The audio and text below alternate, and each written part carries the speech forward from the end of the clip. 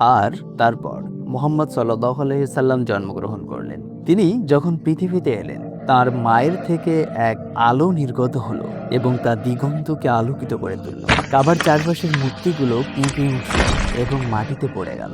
সুদূর দূর প্রান্তের পারস্যের আগুন, যা হাজার বছর ধরে চলছিল, তাও নিভে গেল। আমার প্রিয় ভাই ও বোনেরা, আজ আমরা এ যাবৎকাল অতিবাহিত সর্বাপেক্ষা বরকতময় জীবনের মধ্য দিয়ে আমাদের যাত্রা অব্যাহত রাখছি।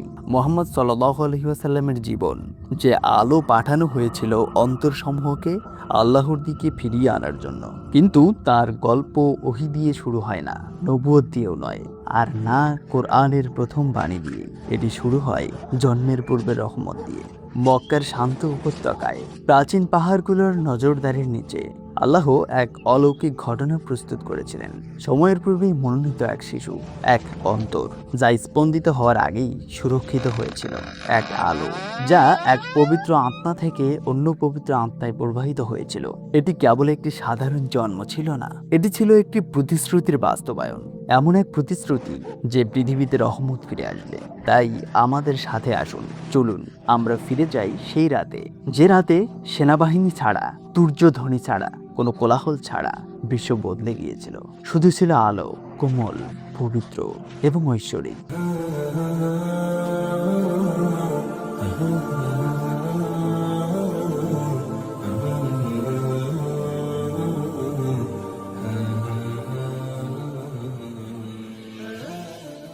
পবিত্র মক্কা নগরীতে আকাশ ছোঁয়া পাহাড়গুলোর মাঝে আল্লাহর সিদ্ধান্ত সম্পূর্ণ নিখুঁত, সুসময় বাস্তবায়িত হচ্ছিল। জমজম এবং কোরবানির মানতের মাধ্যমে যে গল্পের সূচনা হয়েছিল, তা আলোর দিকে ধাবিত হচ্ছিল, এমন এক আলো যা শীঘ্রই সমস্ত বিশ্বকে আলোকিত করবে। বংশমর্যাদায় সম্ভ্রান্ত এবং অন্তরে পবিত্র আব্দুল্লাহ ইবনে আব্দুল মুত্তালিবকে বেছে নেওয়া হয়েছিল সম্মানিত ও পবিত্র নারী আমিনাকে বিয়ে করার জন্য। যখন তাদের বিবাহ হলো, নবুয়তের নূর তার মধ্যে দ্যুতি ছড়াতে লাগলো, আর যখন তিনি তার কাছে এলেন, সেই আলো স্থানান্তরিত হলো তার গর্ভে, এমন এক আলো যা শীঘ্রই মানব জাতির জন্য রহমত বয়ে আনবে।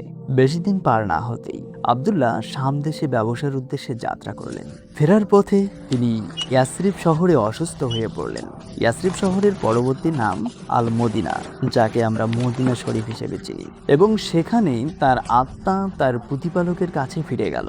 আমিনা বিধবা হলেন, তার গর্ভে ধারণ করে সৃষ্টি জগতের সবচেয়ে সম্মানিত সন্তানকে, যাকে বিশ্ববাসী কখনো জানবে। তিনি প্রায়ই সেই নূরকে তার ভিতরে সঞ্চালিত হতে অনুভব করতেন এবং এমন এক উজ্জ্বলতায় স্বপ্ন দেখতেন যা সিরিয়ার বুশরার প্রাসাদসমূহ পর্যন্ত পৌঁছে গিয়েছিল।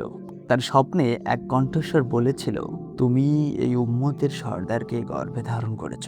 এটি ছিল রবিউল আউয়াল মাসের 12 তারিখের রাত। মক্কার উপরের আকাশ ছিল শান্ত, তারাগুলো চমকাচ্ছিল মুক্তর মতো। আমিনা অনুভব করলেন সেই মুহূর্তটি এসে গেছে। অন্য নারীদের মতো কোনো কষ্ট ছিল না, বরং ছিল এক প্রশান্তি, এক পরম নীরবতা। আর তারপর মুহাম্মদ সাল্লাল্লাহু আলাইহি ওয়াসাল্লাম জন্মগ্রহণ করলেন। তিনি যখন পৃথিবীতে এলেন, তার মায়ের থেকে এক আলো নির্গত হলো এবং তা দিগন্তকে আলোকিত করে তুলল। কাবার চারপাশের মূর্তিগুলো কেঁপে উঠল এবং মাটিতে পড়ে গেল। সুদূর দূর প্রান্তের পারস্যের আগুন, যা হাজার বছর ধরে চলছিল, তাও নিভে গেল। তার মা দেখলেন তার মুখমণ্ডল চাঁদের মতো জ্বলজ্বল করছে এবং একটি শব্দ শুনতে পেলেন, আল্লাহ তোমার উপর রহম করুন, হে আমিনা, সকল জাহানের প্রতিপালক তোমাকে মানব জাতির নেতাকে দিয়ে ধন্য করেছেন। যখন তার দাদা আব্দুল মুত্তালিব এই সংবাদ শুনলেন, তিনি হন্তদন্ত হয়ে তাঁর বাড়িতে ছুটে এলেন। আনন্দে অতিশয্যে তাঁর হৃদয় কেঁপে উঠছিল। তিনি শিশুটিকে তুলে নিলেন, বুকে চেপে ধরলেন এবং কাবা ঘরে প্রবেশ করে কৃতজ্ঞতায় তাকে আকাশের দিকে তুলে ধরলেন। তিনি বললেন, আমি তাঁর নাম রাখলাম মুহাম্মদ, যাতে আসমান ও জমিনে তাঁর প্রশংসা করা হয়।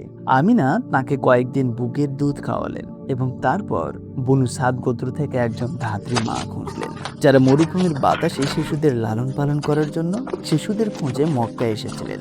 তাদের মধ্যে ছিলেন হালিমা সাদিয়া, যার পরিবার খরা ও ক্ষুধায় কষ্ট পাচ্ছিল। তার গাধাটি ছিল দুর্বল, তার মাদি উটটি কোনো দুধ দিচ্ছিল না এবং তার নিজের সন্তান তৃষ্ণায় কাঁপছিল।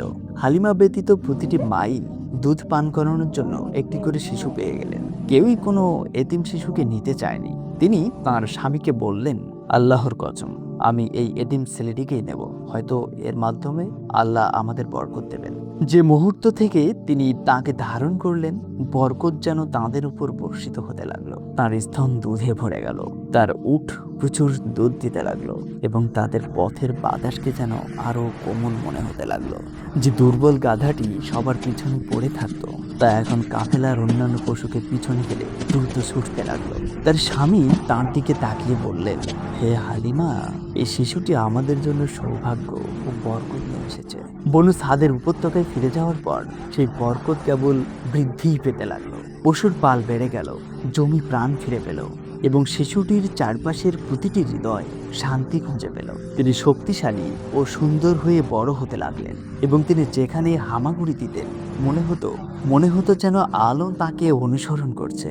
একদিন যখন তিনি তাঁবুর পিছনে তার দুধ ভাইয়ের সাথে খেলছিলেন, সাদা পোশাক পরা দুজন পুরুষ উপস্থিত হলেন। তারা তাকে আলতো করে শুইয়ে দিলেন, তার বুক চিরে ফেললেন এবং একটি ছোট কালো রক্তের চাকা সরিয়ে নিয়ে বললেন, এটি তোমার ভিতরে শয়তানের অংশ ছিল।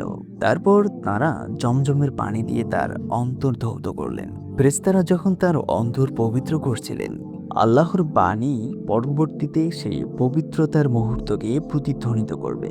পরম সফল তো সেই যে নিজের আত্মাকে পবিত্র করেছে, আর সেই ব্যর্থ যে তা কলুষিত করেছে। শিশুরা যখন কাঁদতে কাঁদতে হালিমার কাছে ছুটে এসে বলল, মোহাম্মদ নিহত হয়েছেন, তিনি ভয়ে ছুটে বাহিরে এলেন এবং তাকে বিবর্ণ চেহারায় কিন্তু অক্ষত অবস্থায় পেলেন। তিনি চোখে পানি নিয়ে তাকে বুকের সাথে জড়িয়ে ধরলেন এবং বললেন, বাবা আমার কি হয়েছিল? তিনি মৃদুস্বরে উত্তর দিলেন, দুজন লোক আমার কাছে এসেছিলেন, আমার বুক চিরে ফেলেছিলেন এবং আমার অন্তর পবিত্র করেছিলেন। তিনি ও তার স্বামী বুঝতে পেরেছিলেন যে তিনি কোনো সাধারণ শিশু নন। ক্ষতির আশঙ্কায় তিনি তাকে মক্কায় তার মায়ের কাছে ফিরিয়ে দিলেন। আমিনা আনন্দে তার ছেলেকে স্বাগত জানালেন এবং কিছুদিন তারা শান্তিতে বসবাস করলেন। যখন তার বয়স 6 বছর, তখন আমিনা তাকে ইয়াসরিবে নিয়ে গেলেন। ফেরার পথে আল আবওয়া নামক স্থানে তিনি অসুস্থ হয়ে পড়লেন। কোমল হাতে তিনি তার সন্তানকে জড়িয়ে ধরলেন এবং ফিসফিস করে বললেন, প্রত্যেক জীবকেই মৃত্যুর স্বাদ গ্রহণ করতে হবে, তবে আল্লাহ তোমাকে কখনো ত্যাগ করবেন না। আর সেখানেই তিনি মৃত্যুবরণ করলেন। ছেলেটিকে তার সেবিকা উম্মে আয়মানের তত্ত্বাবধানে রেখে একাকী তবুও একা নন, কারণ আল্লাহ তার সাথে ছিলেন, তার সুরক্ষায় তাকে আগলে রেখেছিলেন। এমন কোনো প্রাণ নেই যার উপর একজন অভিভাবক বা রক্ষক নেই। তার দাদা আব্দুল মুত্তালিব এই এতিম শিশুটিকে দেখে কেঁদে ফেললেন এবং বললেন, সে আমার কাছেই আমার নিজের জীবনের চেয়েও বেশি প্রিয়। তিনি কাবার নিকটে সম্মানজনক আসনে শিশুটিকে তার পাশে বসাতেন, আর অন্যরা যখন তাকে সরিয়ে দিতে চাইতো তিনি বলতেন, আমার ছেলেকে ছেড়ে দাও, তার এক মহান মর্যাদা রয়েছে। কিন্তু মুহাম্মদ সাল্লাল্লাহু আলাইহি ওয়াসাল্লামের বয়স যখন 8 বছর, তখন তার দাদা ও তার প্রতিপালকের কাছে ফিরে গেলেন। ভালোবাসা ও বিশ্বাসের সাথে তাকে তার চাচা আবু তালিবের অভিভাবকত্বে সমর্পণ করা হলো, যিনি জীবনের বাকিটা সময় তাকে রক্ষা করে যাবেন। আবু তালিব তাকে নিজের সন্তানের মতো লালন পালন করলেন। নবী সাল্লাল্লাহু আলাইহি ওয়াসাল্লাম যখন ছোট বালক ছিলেন, তখন তারা একসাথে সিরিয়ায় ভ্রমণ করেছিলেন। সেই যাত্রায় বুশরা শহরের নিকটে বহিরা নামক এক খ্রিস্টান পাদ্রী এই ছোট বালকের চেহারায় নবুয়তের আলামত দেখতে পেলেন। তিনি তাদের এক ভোজে আমন্ত্রণ জানালেন এবং তার 2 কাঁধের মাঝখানের চিহ্নটি নবুয়তের মোহর পরীক্ষা করে দেখলেন। আবু তালিবের দিকে ফিরে তিনি সতর্ক করে বললেন, এই বালককে ইহুদীদের থেকে রক্ষা করো, কারণ সে হবে বিশ্বাসের জন্য প্রেরিত একজন নবী। বছরের পর বছর কেটে গেল।